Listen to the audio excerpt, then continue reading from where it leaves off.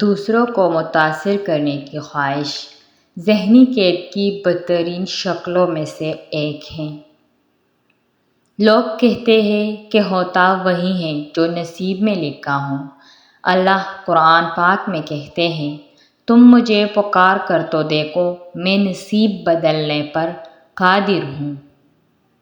اپنے بچوں کے لیے اعلیٰ مثال قائم کریں، ان کو دینے کی عادت ڈالیں، مانگنے اور چھیننے کی نہیں۔ ہر انسان کو کسی مقصد کے لیے بنایا گیا ہے اور اس مقصد کو پورا کرنے کی خواہش اس کے دل میں ڈال دی گئی ہے۔ انسان غیروں سے ملی عزت اور اپنوں سے ملی ذلت کبھی نہیں بھولتا۔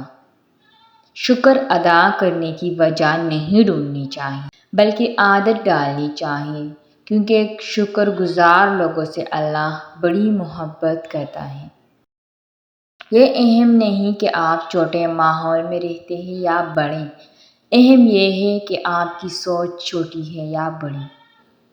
میرے نزدیک مصیبتوں سے بچنے کا بہترین طریقہ یہ ہے کہ اپنے آپ کو مصروف کر لیا جائے۔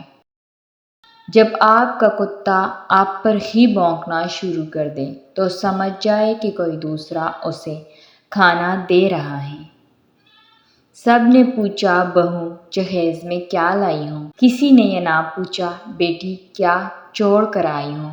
انسان جس شخص پر تنقید کرتا ہے اور جس شخص میں کیڑے نکالتا ہے اور جس کو برا سمجھتا ہے، بالآخر وہ ویسا ہی ہو جاتا ہے۔ ان چیزوں کو ترک کر دینا چاہیے جو آپ کو ایسا احساس نہ لوٹائے جیسا آپ کا ان کے لیے ہوتا ہے۔ کم عقل لوگ بہت زیادہ بولتے ہیں کیونکہ ان کے دماغ میں کچھ نہیں ہوتا، اور عقل مند لوگ زیادہ نہیں بولتے کیونکہ ان کے دماغ میں بہت کچھ ہوتا ہے۔ جب لوگ خود کوئی کام کرنے سے قاصر ہو جاتے ہیں تو پھر وہ آپ کو بھی یہی بتانا چاہیں گے کہ آپ بھی یہ کام نہیں کر سکتے۔ جس بندے کو قرض لینے اور خوشامد کرنے کی ضرورت نہیں ہوتی، وہ سب سے بڑا مالدار شخص ہے۔ دنیا کی تمام اشیاء ضائع ہو جانے کے بعد پھر دستیاب ہو سکتی ہیں، لیکن ضائع شدہ وقت پھر کبھی واپس نہیں آتا۔ اچھے لفظ تخلیق کرنے کے ساتھ اچھے رویے بھی تخلیق کرنے چاہیے۔ لفظ کتابوں میں زندہ رہتے ہیں اور رویے دلوں میں زندہ رہتے ہیں۔ جب کامیابی قریب آتی ہے تو انسان میں دو چیزیں ظاہر ہونا شروع ہو جاتی ہیں۔ نمبر 1، وہ باعمل بننا شروع ہو جاتا ہے۔ نمبر 2، اس کا دل تقویٰ سے آشنا ہونا شروع ہو جاتا ہے۔